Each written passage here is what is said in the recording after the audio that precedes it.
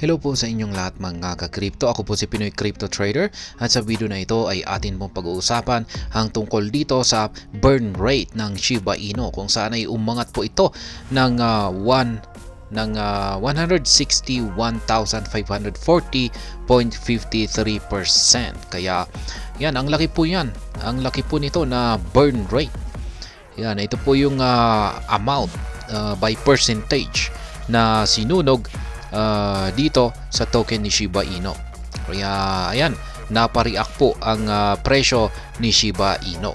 Ayan, biruin mo naman kung ganyan kalaki yung masusunog na Shiba Inu token, ay talagang magkakaroon talaga ng impact ito sa presyo ng Shiba Inu.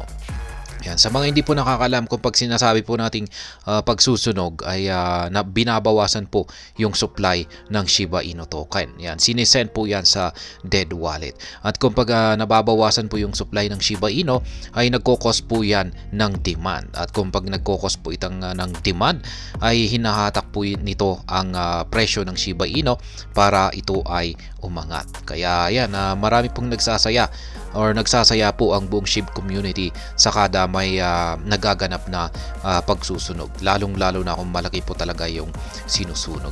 At ayan, bago po tayo magpatuloy ay nais ko lamang po munang bigyang linaw ang aking disclaimer kung saan ang nilalaman po ng video na ito ay hindi po ito isang financial advice. For education and information purposes lamang po ang layunin nito. Maliban po dito ay nais ko na rin pong magbigay babala na wala pong kahit anumang group chat ang Pinoy Crypto Trader.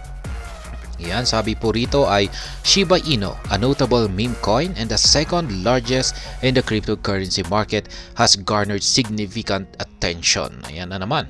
Nakaagaw na naman ng atensyon itong si Shiba Inu. The development team has been actively engaged in initiatives like the Shiba Inu Burn. Kasi yung mga development team ng Shiba Inu ay tinututukan po nila ngayon ang pagsusunog dito sa supply ng Shiba Inu. Ayan, nagsusunog po sila. The Shiba Inu burn rate has been subject to fluctuations, with some days witnessing higher numbers while others show a decline. However, in recent times, the burn rate has been notable with billions burned on certain days. Ayan, pabago-bago po ang burn rate ng Shiba Inu. Ayan, nag-fluctuate po ito. May mga araw na malaki yung nasusunog. At syempre, meron din mga araw na konti lamang yung nasusunog. Ayan. According to the latest details from SHIBurn, the SHIBurn rate has skyrocketed by 161,540.53% amidst positive market condition. Ayan. Ayon po yan kaya sa inilabas na detalye ng SHIBurn. Yan, sila po yung nagtatrack yan, sa nasusunog na amount ng Shiba Inu token. Yan, sila yung naglalabas ng mga notifications. Yan, kung magkano yung amount. Pwede po nating bisitahin yung kanilang website at makikita po natin yung lahat-lahat ng mga detalye na gusto nating malaman dito sa mga nasusunog na amount ng Shiba Inu tokens. Kaya ayan, meron po silang screenshot rito. Ayan, sa burn rate mula dito kay SHIBurn. At ayan, nakikita po natin yung value na 161,540.53%. Ayan. Nangyari po yan kasi malamang dulot po yan ng positive market conditions. Maganda po kasi ang kondisyon ng crypto market ngayon. Shiba Inu burn rate soar by 161,540.53%. SHIBurn data shows that 8.5 million SHIB have been sent to dead wallets in the last 24 hours. One large transaction that occurred 5 hours ago sent 8.5 million SHIB to the dead wallet. Yan po yung amount na nasunog. Yan, amount ng Shiba Inu token na nasunog. Nasa 8 million 500 billion po pala yan. 8 billion 593 million 932,621. Kaya yan, ganyan po kalaki ang na-send sa isang dead wallet nitong nakalipas lamang na 24 oras. Napakalaking transaction po yan. Kaya naganap po ito mga ayan At talagang sa ganito kalaki na SHIB tokens na nasunog ay talagang magkakaroon po talaga ito ng impact sa market price ni Shiba Inu. The spike in the burn rate has provided the SHIB community with relief from the slumping burn rate. The surge in burn rate comes at a time when Shiba Inu is performing better in comparison to the past few weeks. Kaya yan, parang nabigyan po ng buhay muli ang buong SHIB community dahil sa itong mga previous kasi mga nakalipas na mga araw, mga buwan ay medyo nang matamlay yung burn rate ngayon, burn rate ng SHIB. Pero ayan, at dahil po sa nasaksihan ng SHIB community ngayon na may malaking amount na nasunog ay nagkaroon po sila ng parang relief. Yan, medyo parang nakahinga.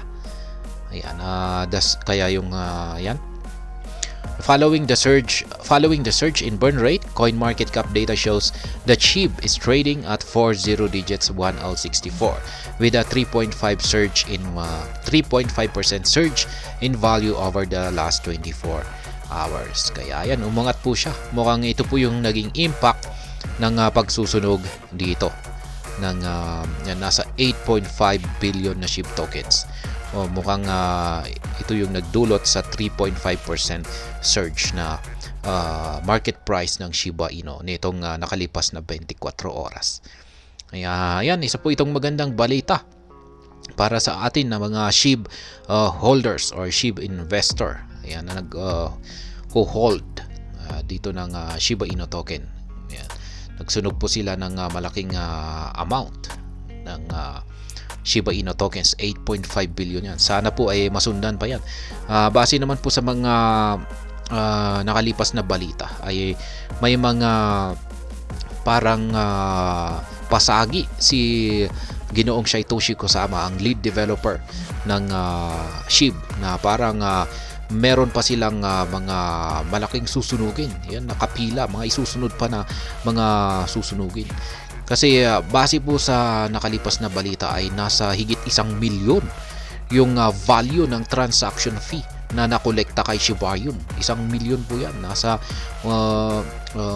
higit $1 million po yan. Kaya yan po yung amount na susunugin na Shiba Inu tokens. Pero yan, siguro, ayan po siguro yung isa sa mga malaking announcement ni Ginoong Satoshi Kusama. Susunugin po siguro yan. At yun, syempre, magiging malaki po talaga ang impact nito sa market price ni Shiba Inu. Ayan, ang tindi po kasi ng development or yung performance ng Shiba Inu. Ang laki ng kanyang mga yung bilang ng kanyang transaction activity ay napakalaki, umaabot na po ng ilang milyon. At dyan po nanggagaling yung transaction fee na gagamitin para pang sunog kay Shiba Inu. Kaya yan, umaabot na po yung na-accumulate po na transaction fee kay Shiba Inu ay umaabot na ng higit 1 milyon. Kaya yan, siguro baka susunugin yan sa Pasko sa 25. Yan, siguro sorpresa po siguro sa atin yan, at sana nga ay yan nga yung parang isang major announcement na parang pa-sorpresa ni Ginoong Satoshi Kusama. Ayan, pero ayan, mga spekulasyon ko lamang po ang mga yan, mga haka-haka ko lamang po ang mga yan. Posible pong ako ay magkamali. Yan ang abangan na lamang po natin kung ano yung mga hakbang na gagawin nila. Pero kasi ngayon ay talagang yung tinututukan po ng mga SHIB developers ngayon ay yung talagang pagsusunog. Yan po yung kanilang unang hard fork. Yan yung tutukan, yung pagsusunog dito sa napakalaking supply ng Shiba Inu. Yan, talagang ang layunin nila ay bawasan talaga nila ito ng yung bawasan nila ng bawasan hanggang sa yung kanyang matitirang circulating supply ay yung kayang-kaya niya ng abutin yung mga ambitious price targets natin. At ayan, hanggang dito na lamang po tayo sa video na ito. Sana po ay inyong nagustuhan ang aking paliwanag dito. Kung inyo po itong nagustuhan ay pakiclick lamang po ang like button nito.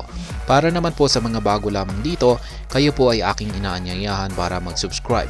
Pakiclick na rin po ang bell icon nito dahil ito po ang siya magsisilbing notification nito sa mga bago kong videos na akin pong ina-upload sa aking YouTube channel na ito.